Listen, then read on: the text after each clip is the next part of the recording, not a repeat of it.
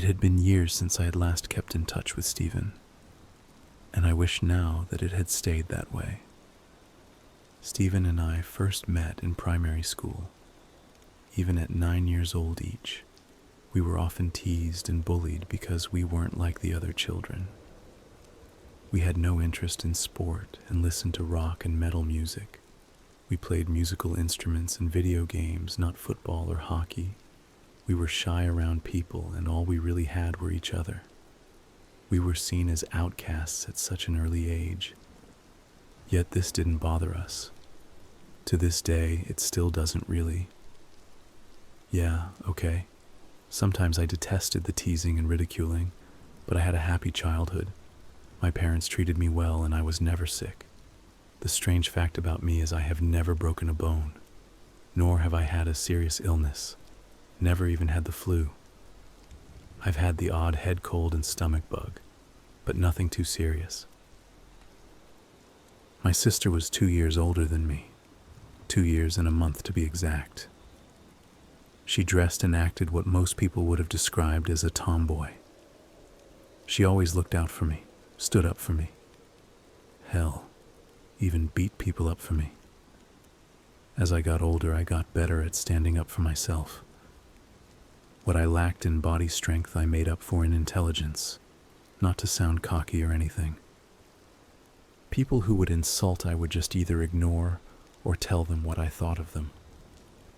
I used big words that nobody could really comprehend at the age of 14. They would just splurt out something unoriginal and stupid like, "Yeah, well, you're gay," and whatnot. Brilliant. As I got older, I began to get accepted again. Stephen was always accepted by people in secondary high school, but for me it seemed to take a while. Around the age of 16, if I recall. I guess people just mature. However, it was around this time that Stephen started acting strangely. It was nothing too major. Hell, back then I didn't even see it as a problem. He started growing a huge interest in psychology. The study of the human brain, of course. He would often go and play tricks and mind games on people, asking people questions and testing them. I remember one day I was queuing at the vending machine for my daily Mars bar, and he came over and asked me, "Would you be willing to skip to the front of the queue right now if you knew there was only one Mars bar left?" My answer instantly was, "No, of course not." People in my school often did skip the queue, but I never really did. I guess I'm just not that type of person. It didn't really bug me.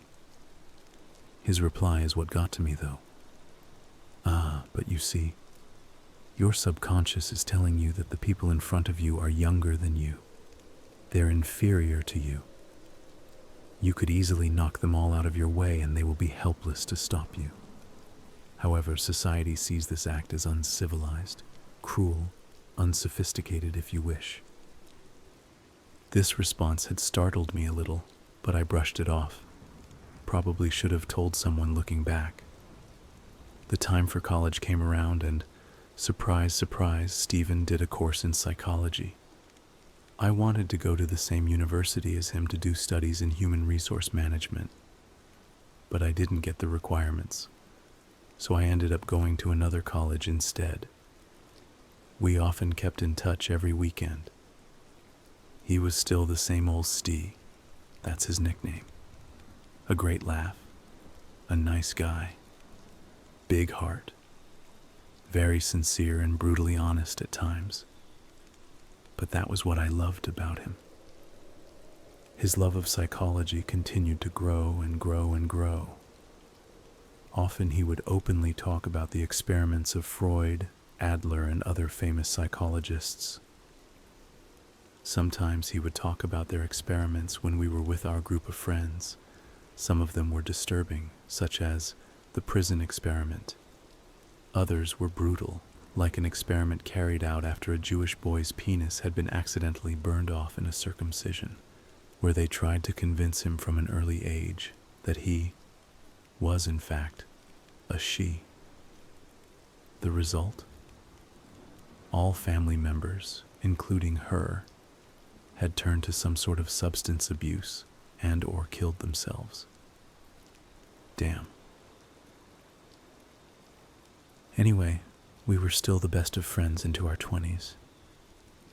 He met the girl of his dreams and dated her for 7 months before popping the question. Her name was Emily. Bit soon, I thought, but I was happy for him. He treated her like an absolute princess. He was her knight in shining armor. They adored each other. I was a proud best man, passionately delivered a speech, around 6 minutes if I remember correctly. The ceremony was beautiful. I regret to say that after that I didn't see him much. I only got to communicate every few weeks or so, which turned into months, which then turned into years. It had been 6 years since I last heard from him. Often I had forgotten about him. My job as a health and safety manager had gotten in the way. I was often busy during weekdays. I shared a small flat with 3 of my workmates, Paul, Rita, and Alexandria. Very city center-like apartment. A large window in the sitting room gave way to a great view of the city. All the skyscrapers unintentionally decorated the place. Strange modern art portraits on the walls. It was simple but nice. Had everything you needed. We went out to nightclubs and pubs most weekends, and we were all good buddies. I hadn't seen my high school friends for years.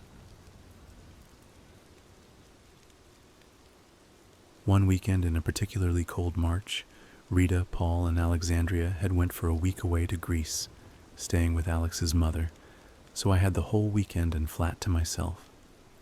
I decided I would get in touch with my old buddy Steven. I still had his cell phone number, and his wife's one for that matter, so I called both numbers. Neither answered. In fact, both went straight to voicemail. I decided to chat him on Facebook. He wasn't online, so I sent him an email. Upon doing so, I scrolled through his page, and it was then that I realized that the last post he had up was over 4 years ago. Wow.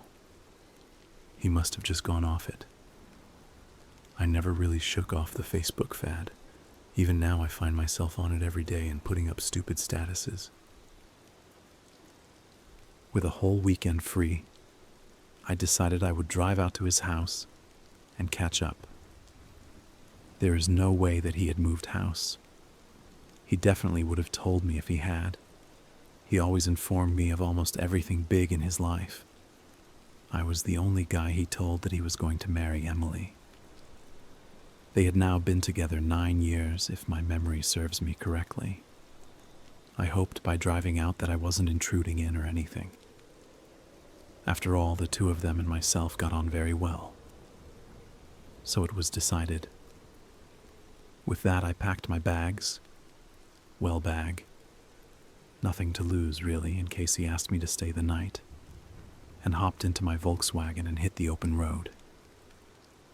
I still remembered the route to his house, and it was only a 40-minute drive from my apartment. An hour if there was traffic, but I highly doubted there would be at noon on a Saturday. The drive had taken a little longer than expected. The area which he lived was still affected by a few inches of snow. The salt trucks must not highly regard this community. A pity, as it was a wonderful neighborhood. Wealthy 1950-esque housing, very classy looking, quite large. Wisteria Lane almost. Trees lined the paths on the route. The snow just brought out the best of it. As I arrived to his house, it instantly stood out from the rest, but not for a good reason. His house was dark. The color had badly faded. The grass was long and messy. Looked like nobody had been there for years. The same car from 6 years ago when I last saw him was still in the driveway, however. Time had done it no favors, though. Weeds rather than flowers decorated the lawns. After analyzing the garden, only then had I realized the windows were all boarded up. I had missed my chance. Why didn't he tell me he was gone? Why had he left his car here? I had to find out. Luckily enough for me, his neighbor was doing the gardening. I approached him. Tall, skinny man in his 60s, wore a flowery hat and plain white shirt. Smiling, looked friendly. "Excuse me, but could you tell me where exactly Stephen is now?" I inquired. "Oh, I don't think he's been there for a while now," he replied. "Strange thing is, nobody saw anybody leave. The whole family just seemed to disappear.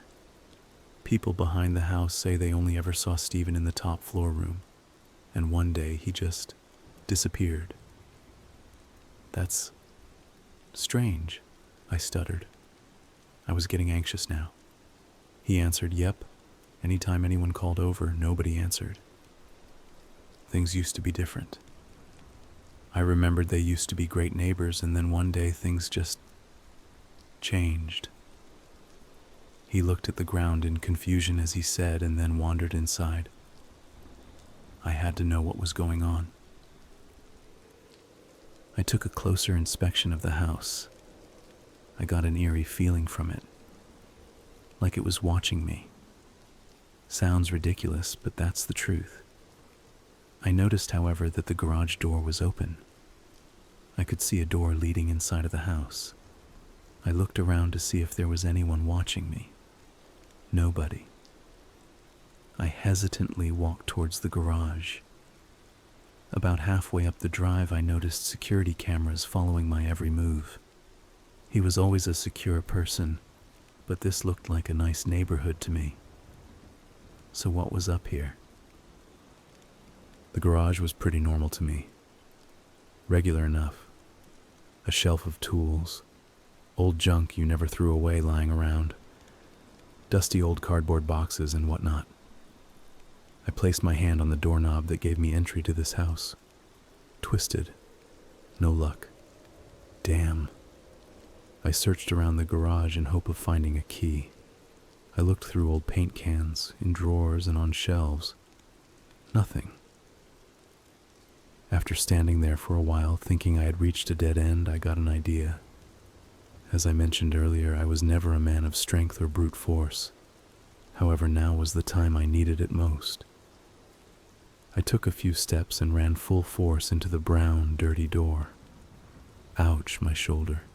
Repeated my actions. Same result. Finally, I took a few more steps back and jumped straight into it. The door flung open with me still going full speed through it. I was not expecting a narrow hallway to greet my head. Again, ouch. As I stood up from the door, which was now diagonally standing from its bottom frame to the hallway ceiling, I slipped awkwardly through one of the gaps I had created. I studied the house that I was now in. It was definitely not how I remembered it. He had completely let his home go. The floorboards were rotting, dust and cobwebs everywhere, broken frames and pictures scattered across the floor, appliances covered in dirt and grime. But the first I noticed was the smell. Disgusting, I must say. Have you ever been unfortunate enough to smell a wet dog? Well, this house reeked of it. What the hell was going on? Upon further inspection, the rest of the house was pretty much the same, and I decided to explore the upstairs. Still, as I remembered it, it was like déjà vu, with a hint of nightmare and a sprinkle of dread. The house itself gave me a horrible, gut-wrenching feeling. Upstairs was no different from downstairs either. Dirty ceiling, ripped and filthy carpet. Downstairs was wooden floor, upstairs was carpet. Holes in the wall. Out of the blue, a rat jumped out from one of them. Made me jump out of my skin. Was not expecting that. That woke me up more, made me alert. And that's when I noticed that room. There can be no description for what I was about to encounter. It was far worse than my worst expectations. At first I noticed a glowing light. Then I noticed that it was a LED screen. I walked over ever so slowly. The curtains were closed, and the room was dark apart from that screen. Approaching, I noticed more items. A chair, a desk, a filing cabinet. This must have been the room the old man was talking about. Standing right at the door, I noticed the top of a head. Someone was sitting on it. Tears streamed down my face uncontrollably. "Stephen," I whimpered. I was trembling like an earthquake at this stage. No response. "Stephen!" I suddenly roared with a distraught flare. Again, no response. I had no choice. I closed my eyes, reached out in front of me, grabbed it, swung it around slowly, every second feeling like a minute of mental torture. I could not bring myself to see what had happened, but I had to. I couldn't just run away from it all. That's what Stephen always told me. Stand up to your fears. Well, I was afraid right now. Absolutely terrified, confused, alone. Part of me wanted to run, but I couldn't. I opened my eyes. I paused for a second. My own outburst had frightened me, staring at the laid-out body at the end of the stairs with an office chair on it. I walked quickly into the room to examine it. I had to know what was going on, whether I liked it or not. I studied the LED screen, CCTV footage. I stepped forward for a closer look, and what I saw was too much to handle. A plain room with no objects in it whatsoever. Plain white room apart from a giant blood stain on a section of the wall, and pools of blood in places. 3 bodies laid there motionless. 2 children side by side, and a woman's body near the wall underneath the blood. Shaking, I slowly stepped back. Vomit. Out of nowhere, I just vomited out of pure disgust and shock. What was going on? I just kept asking myself, how could there be 4 dead people in a house without somebody noticing? I took another look around the room. The desk was covered in old pens and papers, scrawled out notes, dirty mugs with coffee rings in them and on them. I opened the curtains for a better view of the room. A framed picture of Freud lay on the far wall. Everything here was dusty, cobwebs on the corner of the window. A cabinet stood beside the desk. The top cabinet labeled "Expt Starving Dogs" was highlighted. The other 2 were labeled "Notes" and "Accessories." The top drawer was locked. No way I was going to force this one open, especially after everything I had just been through. I looked around the desk and its drawers for a key. I looked for about 2 minutes. Top left drawer. Bingo. A small silver key. A clicking and rolling sound meant I was greeted with a few tapes in a folder. The folder just labeled "Starving Dogs," and the tapes labeled Day 1, Day 9, Day 42, Day 104, Day 235, and finally Day 236, 401 inches, after I grabbed all the tapes and the folder and ran out of there. Again, I had just leaped over his body and ran for the door to the garage. As I was running, I suddenly stalled. There was one last room on the bottom floor I hadn't explored. My feeling of dread overwhelmed my body once. A steel door with a code connected the white room to what I presumed was the dining room. Of course, I couldn't explore it, but what worried me a lot was that I was curious to see it up front. I had a morbid sense of curiosity right now. I didn't like what this whole situation was doing to me. Realization of this made me run. I squeezed through the gap of the door frame in the garage and door and ran for my car. The weather was now cloudy and dull. Looked like it was going to snow soon. The man acknowledged me as I ran out from the driveway, but he wasn't exactly a priority right now. I stacked the folder and tapes in the front seat and drove as fast as I could. I went to my mother and father's house. There was no way I was sleeping at home. Not what after I had been through. The next few days were tough. I explained to my parents everything that had happened, and they were really good about it. Mom cuddled me, gave me support, did everything she could to support me. Dad as well. They have always been good parents. I could have sat around for days doing nothing, but I knew I had responsibilities to take care of. I waved goodbye to Mom and Dad and hit the road back home. I knew Alex, Paul, and Rita would be back by now. It had been days since the nightmare I had encountered. I called in sick to work for the whole week. Paul had a VHS I could borrow. Conveniently enough, he had one in the apartment. He was into all his retro movies, a lot of which his dad had passed on to him. He frequently watched them here with us, but we never really got into them. He always persuaded us that they were brilliant. God loves a trier, I guess. That night I returned, I decided to face up to it and play the tapes. I had wondered why Stephen kept these particular ones. These ones must have contained important data for his studies. Beforehand, I flicked through the folder. Eventually, I read it all in about an hour and a half. There was a lot of detail to cover, but these were the basics. I couldn't believe how much Stephen had changed. I knew he always loved his psychology, but I was not prepared for what was in store now. There have been a lot of fucked up psychology experiments in the past. I should know, he used to tell me about them all the time. Basically, the starving dogs experiment was this.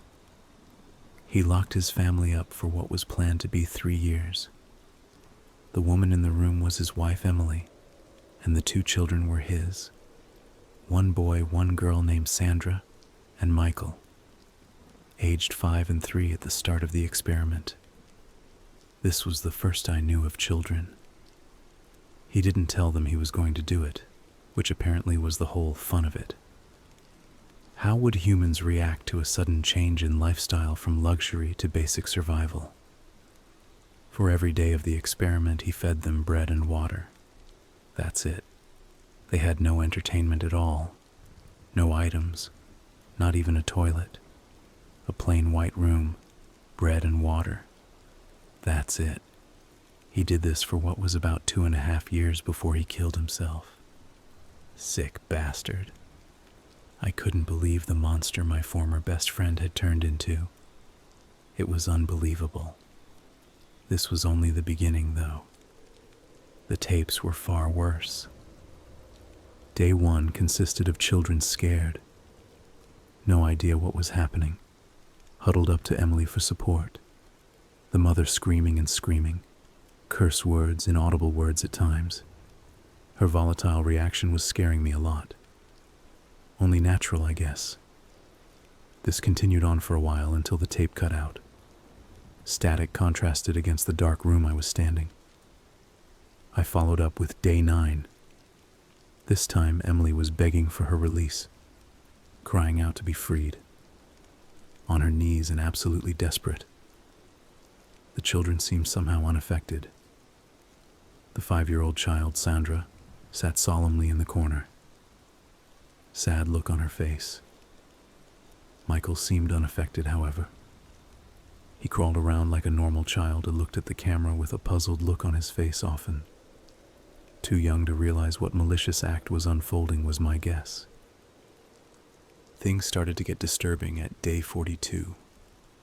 Emily was sitting in the corner, rocking back and forth, hair all in a mess, clothes torn up, mumbling absolute gibberish, half of which I could not make out.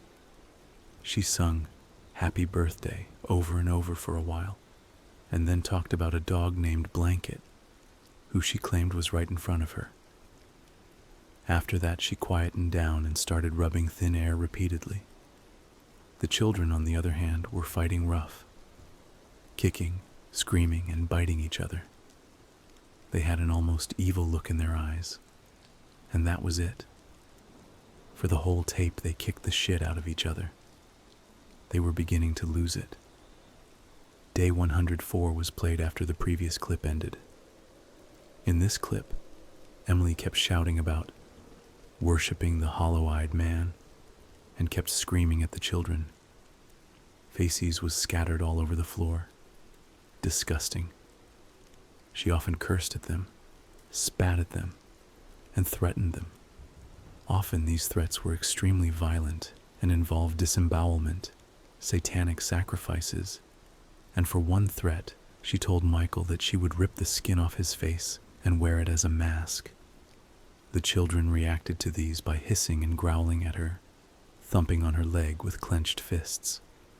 The children often ran into walls only to get back up and do it repeatedly. These clips just got worse and worse, however.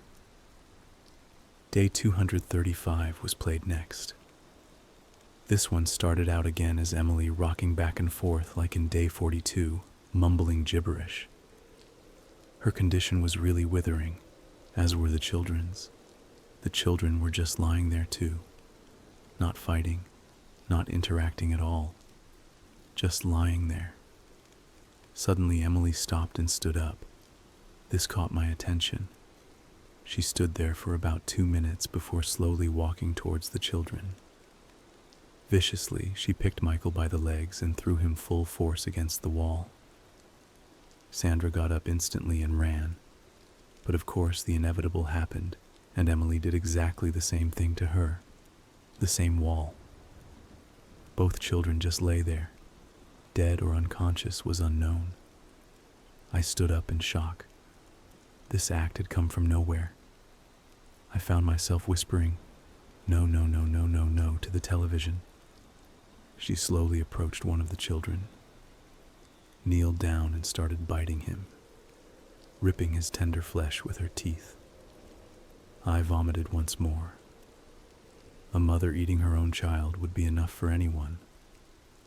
I recalled the footage back in the house. Both children lay there with chunks taken out of them all over.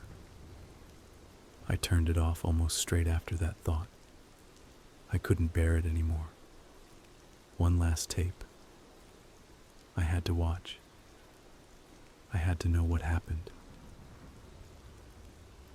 It took me a while to put it in as I kept stalling, but I found the strength to continue watching.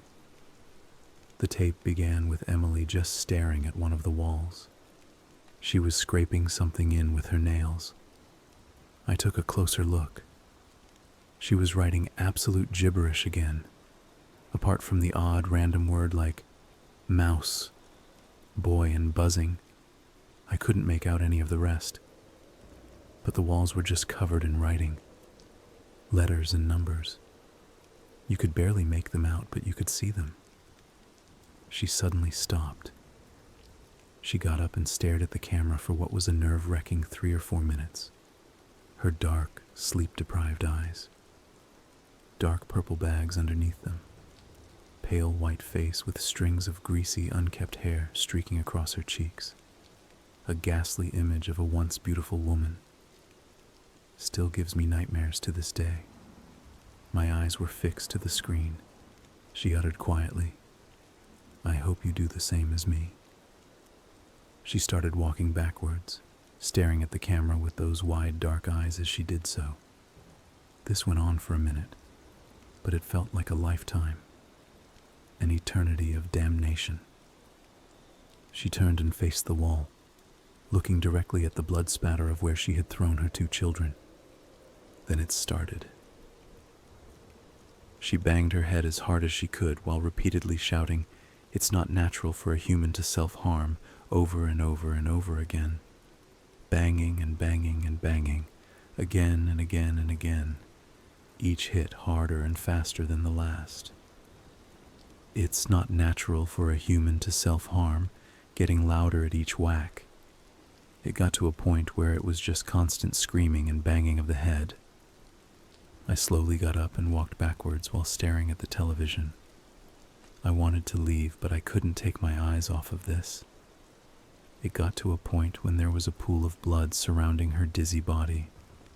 Blood loss was slowing her down, each whack getting weaker and her speech becoming mumbled. Eventually she collapsed to the floor with the pool of blood expanding from her head. A haunting silence, my breathing heavier than a boulder. The white silent screen was just there. Too much morbidity in a scene had overwhelmed me. I shut my eyes. The sound of a gunshot ringing inside my own head. Stephen's bloodied body flashing as a night terror in my eyes. My own imagination now torturing me. I instantly collapsed to the floor and sobbed into my palms. Alexandria heard me and came to my support. It took me an hour to calm down. What had caused him this? Why? So many questions that will go unanswered for me. There could have been other experiments, but he had to go with this. I couldn't deal with this now. I needed rest. I hadn't slept well the previous week, and this wasn't doing me any good. I could sit around and ponder all I want, but for now, I needed rest. That night I had a nightmare. I was sitting in an office chair surrounded by total darkness. All I could hear were the painful cries and screams of a grown woman. A pistol lay in my left hand. I pulled it up to my throat. I gripped it tightly. Without question, I pulled the trigger. In my dream, I stared at total darkness for minutes. I woke up in a cold sweat, dehydrated. I looked around, back to reality. I was completely paralyzed by fear. I could still feel the maggots crawling all over me.